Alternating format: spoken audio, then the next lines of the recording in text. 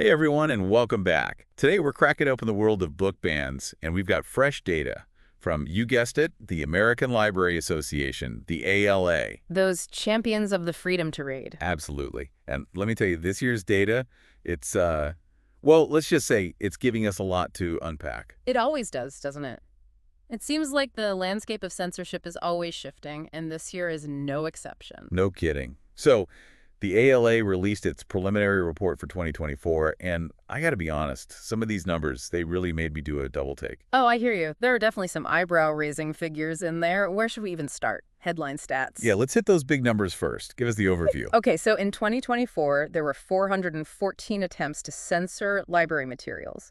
Now, that impacted a total of 11,128 unique titles. Okay, so just to put that into perspective for everyone, because those numbers seem huge, is that more or less than what the ALA usually sees? Well, it's actually lower than 2023, which, if you remember, was a bit of a record-breaking year for these kinds of challenges. Last year, they were looking at over 4,200 titles being challenged. So, in a way, 2024's numbers, they might seem like a sigh of relief. Right, like maybe things are calming down a bit. Maybe, but hold on, because here's the thing. Even though it's lower than that 2023 peak, 414 attempted bans, it's still way, way higher than what we were seeing just a few years ago, pre-2020. So, not back to what we might call normal. Not even close, which tells us this isn't just a blip, right? This whole book banning thing, it's like this ongoing trend, this pattern that we really can't afford to ignore. No, absolutely not. Especially when you consider all the talk about, what was it, soft censorship? Like it's not officially banned, but... Yes, soft censorship. The sneaky cousin of outright bans. And you're right, that's a whole other layer to this that we need to talk about because it's definitely on the rise. So, for those of us who haven't encountered this term before, what does soft censorship even look like in a library? Well, think of it like this. Imagine a book, perfectly innocent on the surface, but it deals with maybe some LGBTQ themes or perhaps some challenging historical perspectives. Now, this book, it hasn't officially been challenged or banned, but the library, maybe they've been getting some pressure, some concerned whispers, so they decide to, let's say, strategically place this book on a high shelf. Or maybe not promote it as much. Or even sneakier, they just quietly leave it off of their purchase lists for next year. So it's like they're afraid of a potential challenge, so they just preemptively censor it themselves? Exactly. Censorship before a challenge even happens. And that's what makes it so insidious, so difficult to combat. Because how do you fight something that's barely even whispered? It's like trying to catch smoke, right? Exactly. And it creates this atmosphere of fear, this chilling effect where libraries and librarians, they start second-guessing themselves, wondering, okay, what might be deemed controversial next? And that, my friend, is a very slippery slope. It really is. Yeah. But, amidst all this talk of bans and censorship, it's important to remember that it's not all doom and gloom. Oh, absolutely not. For every attempt to silence a book, there are people, real-life heroes, fighting back, pushing back against these tides of censorship. Exactly. And those stories, they deserve just as much attention. I completely agree. In fact, we've seen some pretty significant legal victories this year, pushing back on these overly broad book ban laws. Oh, yeah. Tell me more about those. Well, for example, let's talk about Arkansas. They had this law, Act 372, and essentially it tried to make it a crime. Can you believe that? A crime for librarians and bookstore owners to provide materials that they deemed harmful to minors. Harmful to minors, talk about a subjective term. One person's harmful is another person's eye-opening. That's exactly the problem. It was so vague, so open to interpretation. It was basically a blank check for censorship. But here's the good news. The Freedom to Read Foundation, along with a whole bunch of librarians, booksellers, and concerned citizens, they got together and challenged this law, and they actually secured a preliminary injunction against it. So a win, at least for now. For now, yes. They're still fighting to get it permanently overturned, which just goes to show you this is a marathon, not a sprint. But it's definitely a victory, a sign that people are pushing back and the courts are listening. Okay, so that's a win on the legal front. What about on the ground? In our communities? Any inspiring stories of everyday people taking a stand? Oh, absolutely. There are so many stories, but one that really sticks with me is Martha Hickson. She's a librarian at a high school in New Jersey, and she found herself right on the front lines of this battle when there was this attempt to remove several books from her school library. Oh, wow. So she really jumped into the ring. She did, and one of the books that was targeted, it was a graphic novel about sex education. Oh, a graphic novel about sex education. Now there's a lightning rod, if I've ever heard of one. Right. It's like certain topics, they just push buttons, make people uncomfortable, and suddenly they want to shut down the whole conversation. It's easier to censor than it is to have a conversation, I guess. It often feels that way, doesn't it? But Martha, she didn't back down. She knew these books were important, that they provided valuable information and diverse perspectives, so she rallied her community, she spoke out, and ultimately they were able to keep those books on the shelves. That's amazing. Talk about a librarian superhero, right? Yeah. She stood up for those books, and she stood up for her students' right to access information. She absolutely did. And her story, it's a powerful reminder that even in the face of these really daunting challenges, one person can make a difference. It's like that Margaret Mead quote, "Never doubt that a small group of thoughtful, committed citizens can change the world. Indeed, it's the only thing that ever has."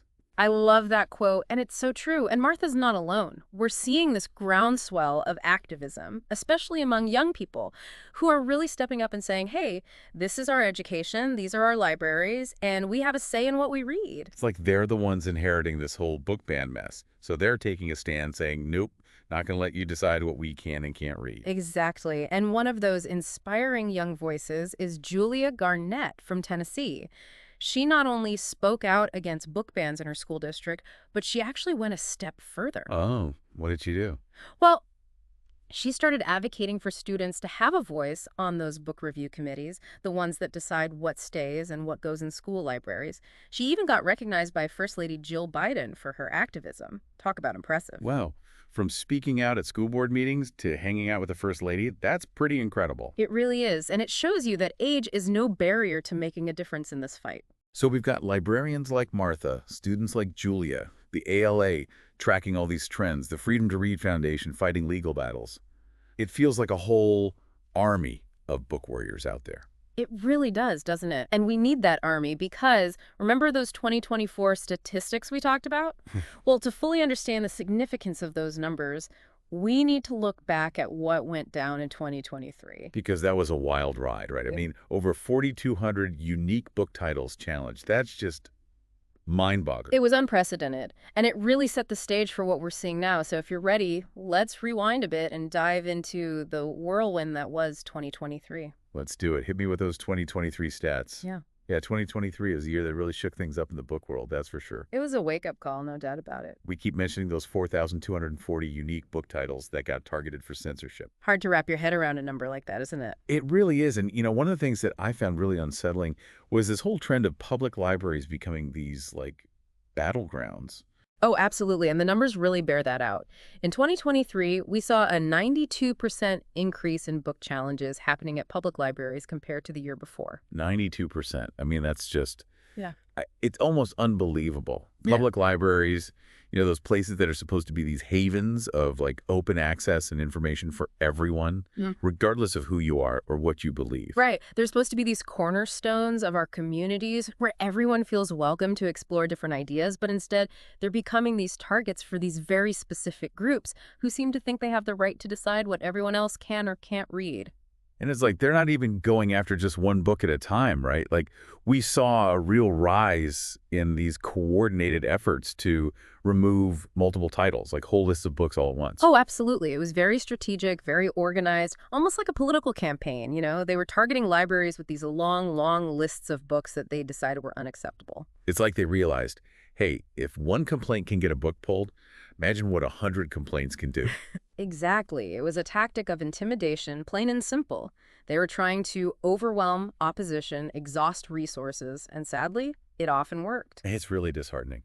And, one of the things that makes it even worse is that so many of these challenges, they weren't random. They were specifically aimed at silencing certain voices, certain perspectives. Absolutely.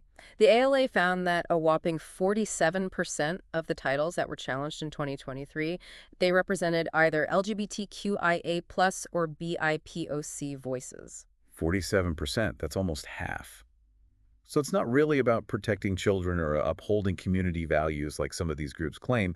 It's about something else entirely. It is about silencing anyone who doesn't fit into a very narrow worldview, and often those are the very voices that we need to be amplifying, not silencing. Because when we create this world where only certain perspectives are deemed acceptable, well, that's not a democracy anymore, is it? Exactly. It's about control, and it's a very slippery slope. We have to ask ourselves what happens when we allow a small group of people to dictate what everyone else can read, can think, can even talk about. It's like that old saying, those who cannot remember the past are condemned to repeat it. And those who try to erase the past, well, they're often the ones trying to control the future. And that should scare all of us. It really should. So we've talked about the sheer number of challenges, the targeting of public libraries, this attempt to silence certain voices. But let's dig into the why for a bit. Why should people care about this? Is it really such a big deal if a few books get taken off a library shelf somewhere? I get it. It can seem like a small thing, especially if it's not happening in your community, in your library. But the truth is, book bans, they're not just about the books themselves. They're about something much bigger. They represent this very real threat to our freedom of thought, our freedom of expression. Because if you can control what people read, you can control what they think, right? Exactly. And that's a dangerous, dangerous game. And let's be clear, this isn't some abstract concept. This is happening right now in our schools and our libraries all across the country. And it's not just happening in one specific region or to one specific demographic either, right? Absolutely not. In 2023, 17 states, 17, spread all across the country. They each had over 100 book challenges. Wow, so this isn't a red state problem or a blue state problem. It's an everybody problem. Precisely. This is an attack on our collective intellectual freedom. And it's something that we all need to be concerned about, regardless of our political beliefs, our background, or even our reading preferences. Because once you start burning books, well, you never know what's going to go up in flames next. And it's not just about burning books, it's about burning ideas. And that's something that should scare every single one of us. It should. So we've talked about the what and the why of book bans, but I think it's time we start talking about this so what. What can we actually do about this? Because it's easy to feel overwhelmed, right? Like how can one person possibly fight back against these organized campaigns, these well-funded groups? It can feel like an uphill battle, that's for sure. Yeah. It can, but here's the thing. Even the biggest mountains, you start climbing them one step at a time, right? And that's what we need to do here. Focus on the steps we can take, no matter how small they might seem. So what's our first step? Where do we even begin to push back against this? Well, as with most things in life, knowledge is power. Stay informed about what's happening in your community, in your state. The ALA, they're a great resource. They've got all those statistics, those lists of challenge books. It's all there on their website. Okay, so we arm ourselves with information. What do we do with it? Talk about it. Seriously, talk about it. Have those conversations with your friends, your family, your book club, that person you always see at the coffee shop. Share what you're learning about these book bans, about why it matters, why we can't just sit back and let this happen. It's about making sure those bookish conversations, they don't just stay inside the library, right? They need to spill out into the real world. Exactly. Because you never know, you might just inspire someone to take action, to pick up a challenged book, to speak out at a school board meeting. Every little bit of awareness helps. And if someone's feeling really fired up, ready to take those bigger steps, what else can they do? If you want to make your voice heard loud and clear, contact your elected officials. Let them know where you stand on this issue. Attend those school board meetings, those library board meetings. Make your presence known. Show them that people care about intellectual freedom, that they won't just stand by silently while books are being banned.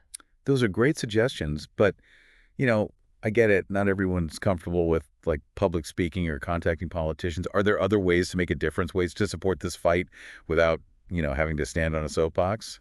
Absolutely. And honestly, sometimes those quieter actions, they can be the most powerful. Support your local library.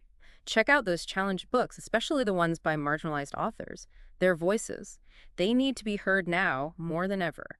And hey, even something as simple as leaving a positive review for a challenged book online, that can help counteract some of that negative attention. Right. Fight those bad reviews with good reviews. I like it. Exactly. And don't underestimate the power of a donation.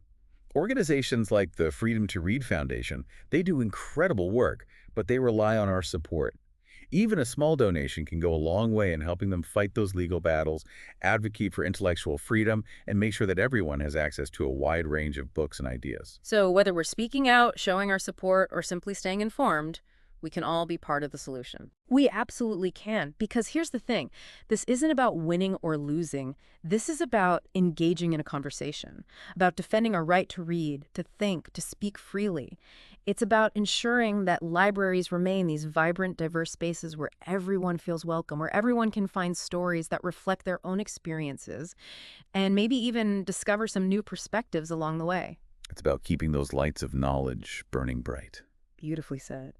Well, on that note, we've reached the end of our deep dive into the world of book bans.